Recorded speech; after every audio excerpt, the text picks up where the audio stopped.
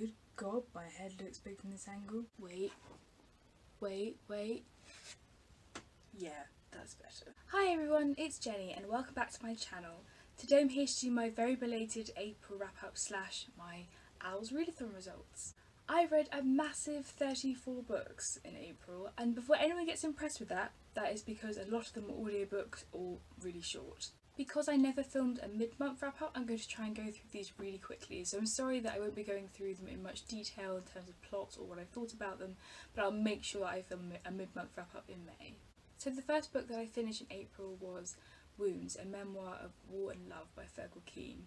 Fergal Keane is a BBC journalist, and this focuses specifically on his family that lived in Kerry, which is southwest Ireland, and it looks at the conflict between the British and the Irish from 1916 and the aftermath of the Easter Rising event that happened and the Civil War that happened in the 1920s and what happened beyond that, going into the Troubles in the 70s and beyond. So it's very specific to his personal history and it doesn't give an overview of what happened throughout the country. So if you want more historical breadth about how it affected Ireland as a country in general, this is not necessarily the best book to go to, but it made it very intimate reading because it was so personal and I did enjoy it. Then we have a book that I'm counting for my Charms Owl, which was to read an adult work because I didn't get to the sellout, which was on my TBR, but this one still counts, so it's fine, and it is To Make It In by Daphne du Maurier. It's my first one I've ever read by her. I absolutely loved it. 5-star read. I'm so certain this will be in my favourite books of the year. It follows Mary Yellen, who is sent to live with her Aunt Patience and dastardly Uncle Joss Merlin. Was it Merlin? Yes, Merlin. I don't want to say too much about this because I feel like it's incredibly well known, but there's smuggling, there's romance, there's danger, there's plots. I loved it. Would highly recommend. Then I have a book which I read from my Ancient Runes Owl, and for that we had to read a myth retelling, or just a retelling, and I read The Song of Achilles by Madeline Miller. I really enjoyed this one. It's narrated by Patroclus, who's a character I didn't really know anything about, but he is a prince who ends up being exiled to the King Peleus' court and thereby meets Achilles, who he becomes very close with. I really liked the examination of masculinity in this book because it wasn't all just strong warriors. There are weaknesses and fragilities within these characters, even Achilles, who is the ultimate warrior hero, and I thought that was really adept in the way she wrote it. Apart from focusing on the relationship between Patroclus and Achilles, it also centres on Achilles' task to help rescue Helen of Troy and how that tests their relationship. I just really liked how she challenges the expectations of men and what effect that can have on male relationships. Then I read a graphic novel called Marx, Freud and Einstein, Heroes of the Mind, and it's by Corinne Mayer and Anne Simon. This is a really clever and entertaining kind of synopsis, I suppose, on each of these three great thinkers and their theories that they brought out, but it's also about their very human side as well. It's about their lives and their achievements and their failings. It's like a really good way of learning these men's biggest achievements without having to read the boring works and properly understanding them. Each of the sections have kind of colour scheme, so let me see if I can show you.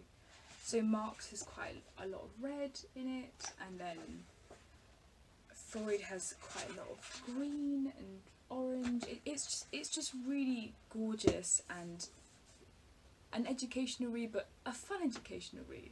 Then I have a book that was sadly a big disappointment to me, and that is Vox by Christina Doucher. This book has the premise that women are limited to speaking only 100 words a day, and that they have a wristband that will inflict pain on them by electrocuting them for every 10 words that they go over their 100-word limit.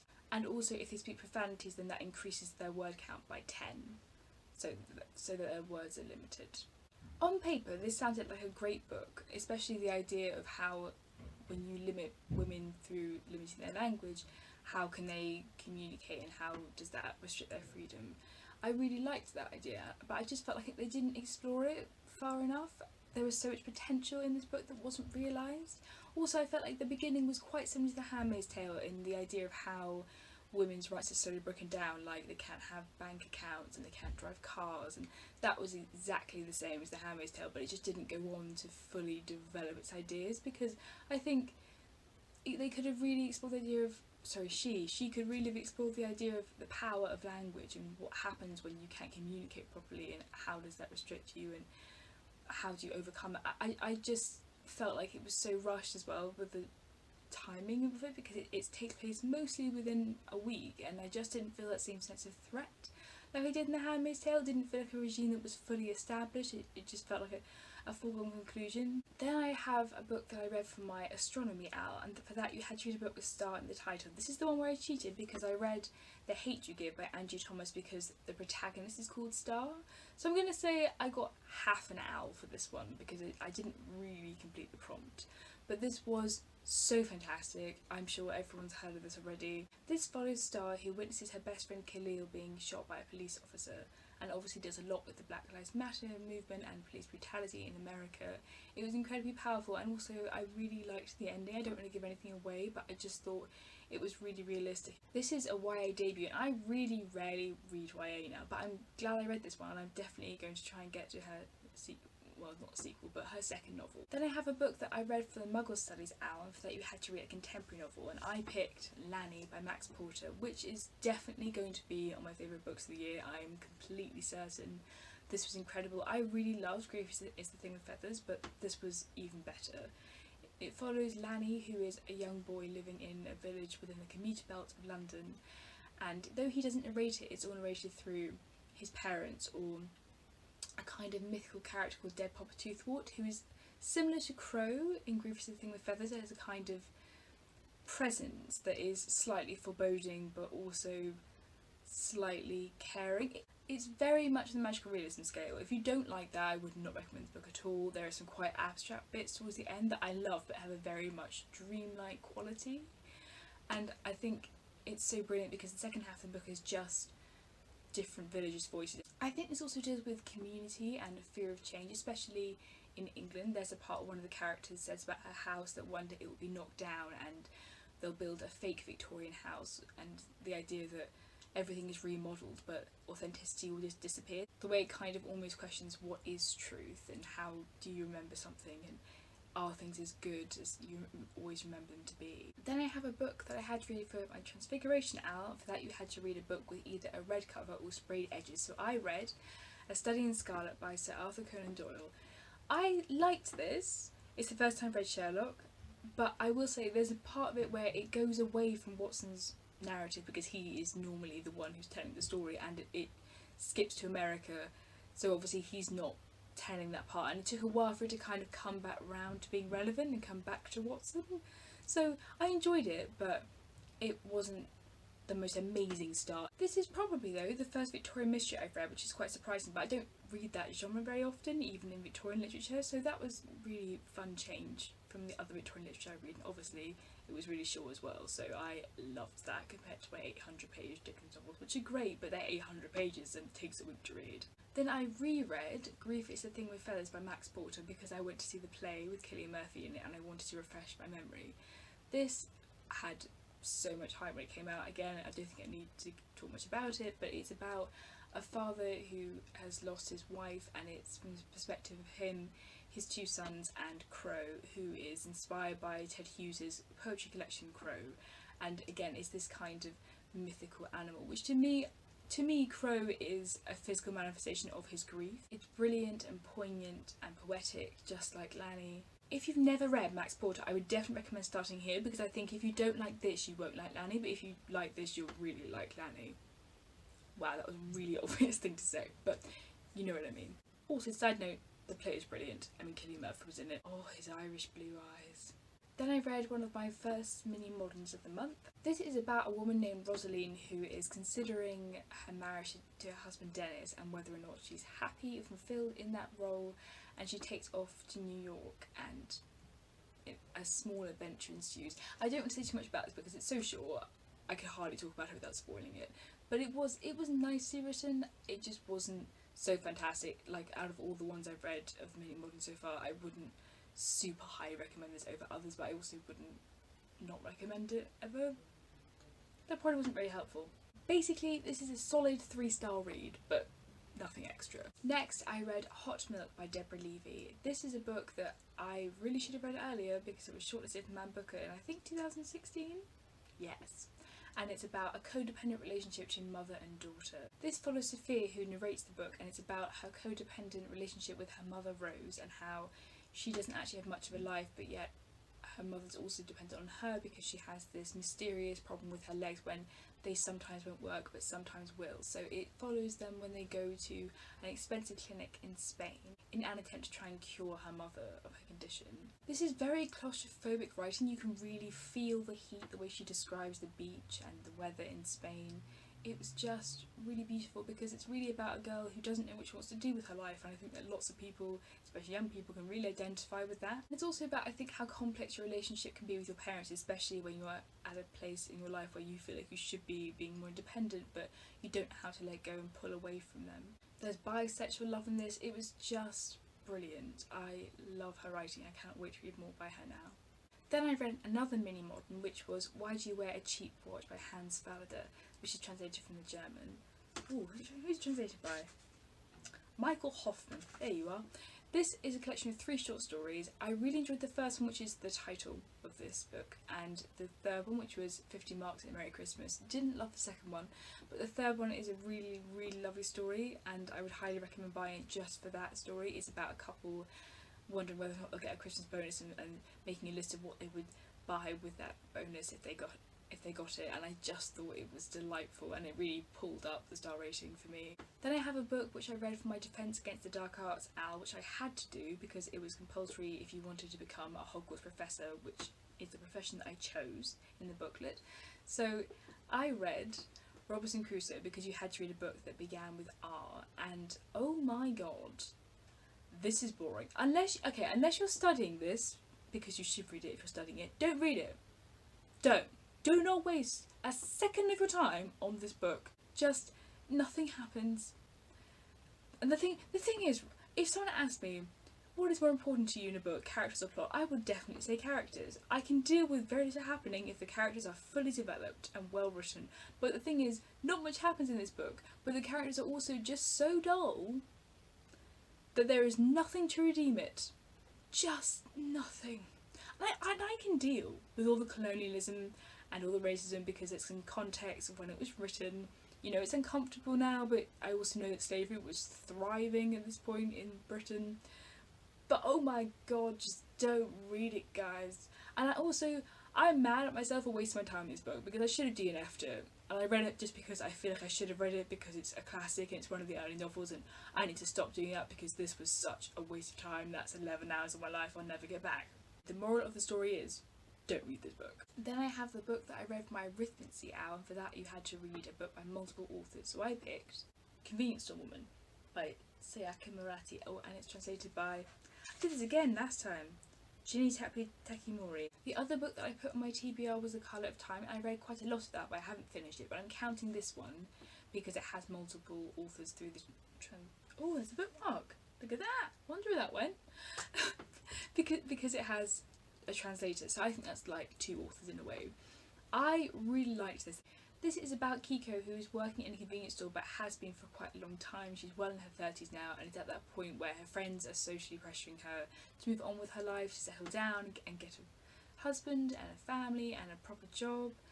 It is, again, one that I think will resonate with a lot of people because it's, once again, a bit like Hot Milk, about someone who doesn't really know what to do with their life, or really, differently in her case, is happy not doing anything greater than working in a convenience store. I think it's a lot about knowing your own identity and how you go about moving on, progressing in life, or if you decide to move and progress in life, how do you find happiness with the way that you choose to do that. This is translated from Japanese, so it's really interesting to read about the cultural and social pressures that are within that society, more specifically than British society, say. And I just would really recommend this. It's short. It has quite an unorthodox romance in it. Well, I don't know if you could call it romance, but you can read it, make your own mind. I really enjoyed this though. Then I read The Private Memoirs and Confessions of a Justified Sinner by James Hogg, which is a Scottish Gothic novel. This is about a man called Robert Ringham who comes across or befriends a man named Gil Martin, who assures him that he is ordained by God to be able to purge the world of sin and commit whatever atrocities that he wants because he is secured and guaranteed a place in heaven. And obviously multiple devilry excursions ensue. This is heavily religious because Robert Bingham comes from a Calvinist sect of Christianity. It's not my favourite. I can see why this hasn't been as revered as other ones like Dracula, but I also do think it's still worth a read if you're interested in Gothic literature. Next I read The Underground Railroad. Wow, Railroad. That's stupid hard to say. By Colson Whitehead. And this is about a slave named Cora who was on a plantation in Georgia and hears about the Underground Railroad through a recently purchased slave, Caesar. And long story short, they try to escape on the railroad, and whether or not they will survive being pursued by a notorious slave catcher called Ridgway. I thought this was incredibly well written, and there were moments of genuine tension in this book. Oh my goodness.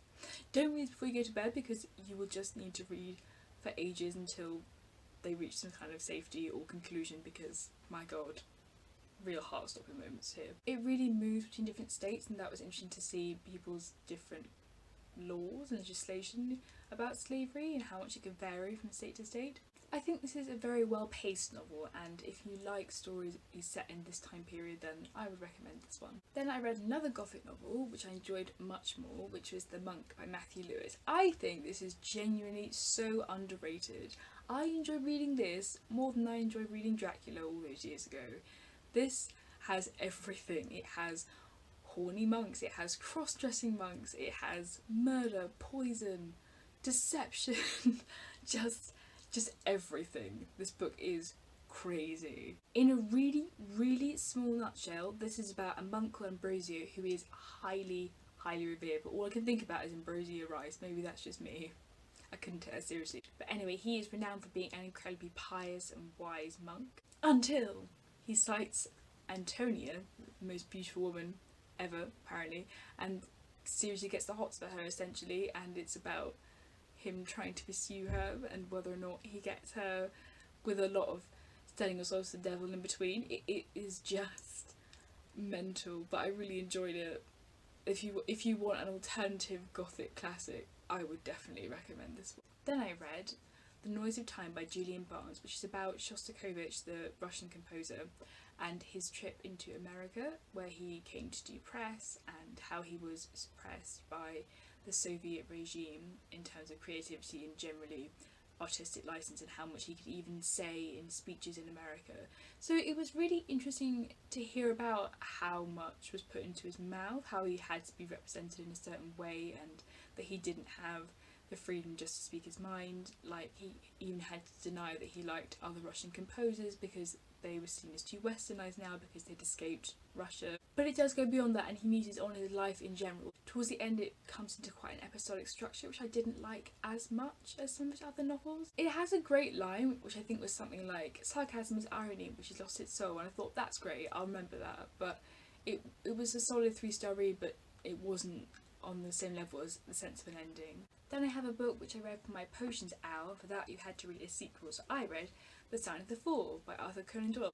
I'm happy to say that I did enjoy this a lot more than A Study in Scarlet. I think because it's just stayed with Watson and Sherlock the whole time, it's just Watson narrating it, and it was just a really fun story. This is our introduction to Mary, and she comes to 221B Baker Street with a story of a missing father and missing treasure, and a wonderful adventure ensues. I think it's kind of inherent that because it's a mystery I can't really say much more about the plot without spoiling it, but it was just really engaging and just a fun ride. I cannot wait to read more Sherlock Holmes stories now. Then I read the second of my Julian Barnes novels, which is A History of the World in 10.5 chapters. This book is quite hard to describe. Each chapter has a completely different focus and narrator, but it's all tied together with this running theme of Noah and his ark, and I think that's because it's like a new creation and a new beginning of life, a new earth. It goes all over from time, backwards and forwards, from the Titanic to the Amazon, but my favourite chapter was the beginning, which is Noah and his ark, and it had a really good twist at the end about who's narrating it. Then I read a book for my History of Magic hour, which you had to read a book that was published over 10 years ago, and I read The Enchanted April by Elizabeth von Arnim. This was delightful. That is the only word I can use to describe this. It's about 4 women who go away for the month of April to this beautiful medieval Italian castle, and it's about how they find friendship and without meaning to sound really cliche, how they find themselves, but also how they just rejuvenate their lives, whether that's their marriages or just their self-awareness. It's just wonderful to read. It's a really good holiday read, I would say. It definitely makes you need a holiday in Italy and makes you want to run away from all responsibilities and just go and find a castle to live in with 3 friends. But if you can't do that, then reading this book is the next best thing. Then I have the book that I read from My Care of Magical Creatures, Al, and that is This Amazing Story of Adolphus Tits by Michael Morpurgo, because you had to read a book with a land animal on the cover. I liked this, but it just wasn't up to Morpurgo's usual standards, I would say. I've read quite a lot of Morpurgo when I was young, and this was fine, but I just didn't fall in love with it in the same way. This is about Lily Tregenza and her cat Tips and their time during the Second World War living in Devon when their farm has to be evacuated so that the Allied troops can practice their invasion strategies as they prepare to go into France. I don't know if I was just too young to read this now, because it is definitely a younger age range than some of his other books, but it's fine, it's sweet, it's about a cat. I didn't get massively emotionally attached to it, but it was a quick read, I can't really complain. Then I read a book that I can't believe I haven't already read, and that is A Tale of Two Cities by Charles Dickens. This is about Charles Darnay, who was a French exiled aristocrat because this takes place during the French Revolution, and Sidney Carton, who is a brilliant English lawyer. Like all Dickens novels, the plot is very intricate, but in a nutshell, the main story is about how their love for Lucy Manette draws them into the battle of the Revolution in France and the, in some cases, devastating consequences of their love for Lucy. I don't really have time to talk about how wonderful this book is, but I will say it isn't my favourite still. I think it has one of the most famous first lines in literature: it was the best of times, it was the worst of times, and I do think it's a very quotable book, but Armitage of Friend is still my favourite, and I didn't love the characters as much as some of his other novels either, but technically I would say that I understand how lots of people think this is his best book. Then, very unusually, I read a play, which was Sawtooth by Molière, and that's because I saw a modern adaptation of it at the National Theatre and I really wanted to read the original to see how it compared. This is about a man, Sawtooth, who is seen as a really pious man and is taken in by a rich family who he takes advantage of, and it's the differing families' opinions of him and how that changes throughout the play. It's really funny, considering this is hundreds of years old. I really liked this play, and also I'm glad I read it because the modern adaptation was really close to this, and I definitely got a lot more out of watching it. I don't expect anyone to be excited about this and think, oh yeah, I'll go read that, but it was a fun romp of a play and it only took me about an hour and a half to read. Then I have the book that I read for my divination, Al, and for that you had to read a book that was set in the future, so I chose The Power by Naomi Alderman. I did enjoy this overall, but I thought the pacing was a bit off. It's about the idea of women having the power to have electricity running through their veins and how that affects society when suddenly women are more physically powerful than men. This book follows multiple characters. It slowly builds up over time so that it begins years before this becomes a widespread thing. I didn't fully get it because apart from challenging that idea of the societal norm that men are normally physically stronger than women, it just didn't do much more for me than challenge that initially with the electricity idea. I just didn't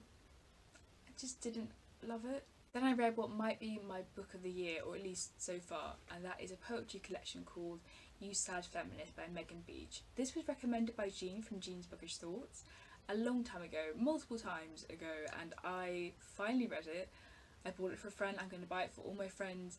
It is the most phenomenal poetry collection I've ever read. I think just because I identify with it so much. It is about not just feminism, but it's really about mental health and how you empower yourself as a feminist when you struggle with mental health. I think it's about the idea of how we can fetishize people who are struggling because you can have that idea of being a saviour, but only if those people behave in certain ways, and the idea that there are acceptable and unacceptable ways to express having problems with mental health in a relationship, and how toxic that is when your partner who is not struggling with mental health takes that view. It was just really powerful, and I highly, highly, highly recommend this. I hope everyone reads it, even if you don't struggle with mental health, even if you're not a feminist. I just think everyone should read this. My favourite poem in the collection was How I Wish I Had a Sylvia Plath, which is the idea of how in relationships, or just generally in society, how we can romanticise the idea of having bad mental health, and especially in terms of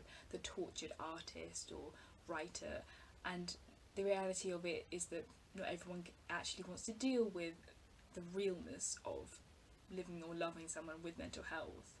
Then I have another Penguin mini modern, and that is Why I'm Not Going to Buy a Computer by Wendell Berry. I'll be honest, I did not expect to get anything out of this book because it was written in the 1980s, and obviously technology has advanced so far since the 1980s that I just thought this would be completely irrelevant. But you know what? This was an incredibly well argued set of 2 essays. Because while I obviously have a computer and I'm very glad of its existence, I completely agree with a lot of Wendell's points about how technology can completely make human and human qualities and human achievements undervalued, especially in the workplace. And he also talks about monetization and how companies will end up with monopolies and will end up with only a few companies that run everything. And that is so relevant, painfully relevant in today's world. So even though not having a computer is completely impractical, especially having a YouTube channel, I kind of admire what he's trying to do in this, in the sense that he's trying to rebel against mechanisation of things that humans can do, like using a typewriter instead of having a computer.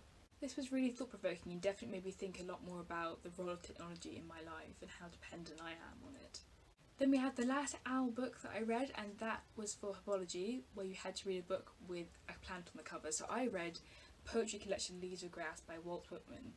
I did not get on with this, you guys. My favourite poem was probably I Sing the Body Electric, but maybe that's just because it's in a Lana Del Rey song. I think this was published in the 19th century, but it still is very modernist in its style, and it just didn't feel poetic to me. I didn't get anything out of it, and also it probably didn't help that I read the introduction, which was written by Walt Whitman, and I would skip that.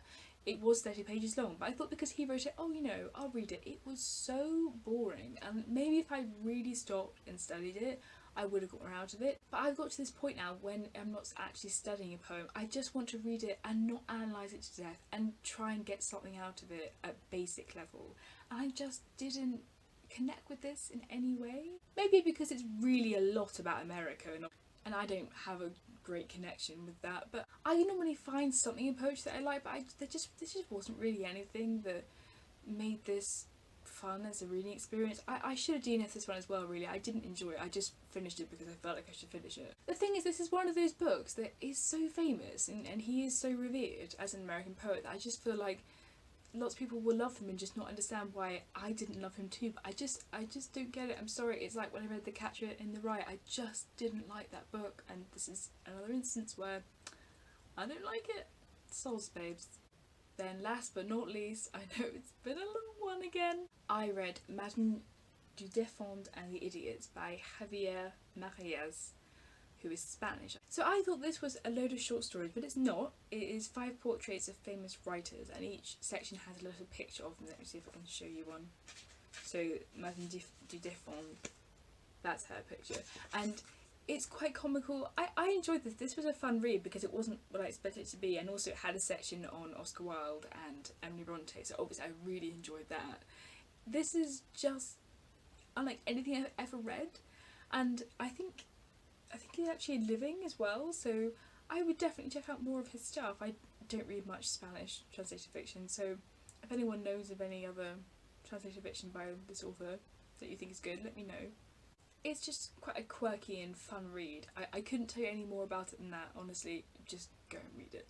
And there we go. I'm sorry that was such a ramble and I just didn't have time to talk about any of the books properly. I promise I will never do this to you again. Have you read any of these books, or we interrupt this video because Jenny was an idiot and forgot to talk about the books she read that she doesn't have physical copies of?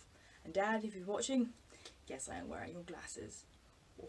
So really quickly, I'll just tell you about these last 5 books and hopefully I'll work out how to put a picture up, but if not, you can just listen to babble on about them anyway. Obviously, being the first Gothic novel, it has pretty much everything you would expect. It has supernatural elements, it has beautiful but very passive women that don't inspire anything in me when I read about them. It has men who are trying to stand up for honour in their family. It's fine. I didn't love it, I'll be honest. Like, there are some crazy things that you just think if you wrote this now, it would just be edited out, and obviously that's fine, historical context, written hundreds of years ago, but his son, Manfred's son Conrad, is killed by a stone helmet that just falls from the sky on the morning of his wedding. That's not really a spoiler, that happens at the beginning, but it's just, it's weird. I listened to an audio on Scribd, and that was okay.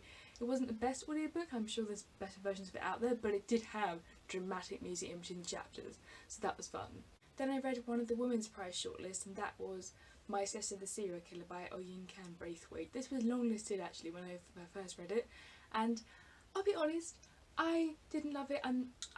I liked it, didn't love it. I don't want to talk too much about it because I will do a Women's Prize shortlist video, but it was fun. It was a good debut, I'll give it that. But it's basically about Karidi, who narrates the narrative, and her sister Alula is the serial killer who has a bad habit of killing off her boyfriends and leaving her sister to clear up the mess. And she is concerned about Alula when she finds that she's in love with the doctor who works at the hospital, who she's also in love with, and there's that competition between who do you put first, your love or your family.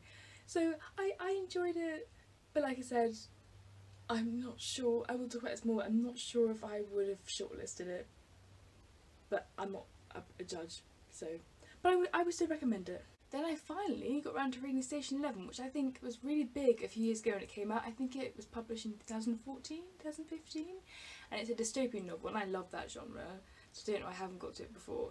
It's also great because it is really heavily tied to Shakespeare. Station 11 is a dystopian novel, and it opens with a performance of King Lear in which Arthur, the lead actor, dies on stage and suffers an illness which turns it into a pandemic. And in the play there is an actress called Kirsten who's playing one of his daughters, and it follows her quite a lot through the book even. And Arthur has given her comics called Dr. 11, so that is what ties the narrative together with other characters as well. There's just so many Shakespearean references. There's an important character called Miranda, and there's a really good twist about how all of that is linked together with the comics, and oh, it's just brilliant. And I loved the idea that no matter what happens in the world, you know, even after this Georgia flu has wiped so many people out and there's no power anymore and the roads are blocked because the cars can't get anywhere, there will still be Shakespeare, and there's going to be this travelling troupe somewhere somehow that will still tour and perform Shakespeare.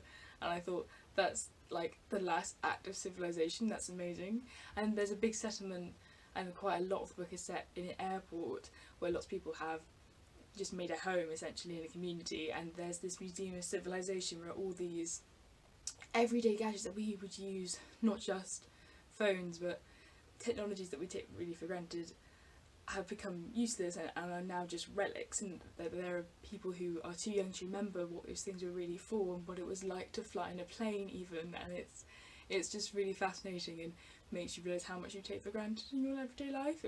It was so brilliant and well paced, and I highly recommend this one. Then I read Lord of the Flies by William Golding. I don't think that needs any introduction. It's about a bunch of boys who get stranded on an island and how civilization gradually, or actually not gradually, quite quickly breaks down, and how human tendencies can very quickly turn into animalistic, brutal ideals. And it's interesting, but I would love to see what it would be like if it had women characters, because it's just boys. And I knew it was a deliberate artistic choice, but I did enjoy it, don't get me wrong, but it definitely simplified the narrative, I think.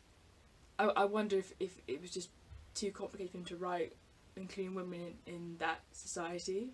But it was good to finally read it. It was short, it was a really good audiobook as well. Highly recommend that audiobook. Martin Jarvis narrates it. The way he does Piggy is fantastic, and it made it come to life. And then finally I read The Secret Barrister, which, judging by the title I'm sure you can see, is anonymous in terms of authorship. This wasn't quite what I wanted it to be. I guess I wanted it to be along the lines of This Is Going to Hurt by Adam Kay, which I loved. I love that book so much. And it did have some shocking revelations about the court system and the justice system, absolutely, like about how overworked people are and how little time people are given and how long things take to come to court and how evidence isn't updated by police very often, so you won't have the right evidence to argue a case with. There were, you know, pretty sad facts, but it really just felt like a list of those. It didn't feel particularly effective, and I couldn't take that many points from the book that I learned. I guess I wouldn't rush out and read this. If you're really interested in the legislation, justice system, then, you know, knock it about. But it wasn't a great read. Right, I promise that's it. I'm sorry this is so late, but better late than never, I guess. And I'll see you soon for more bookish shenanigans. Bye!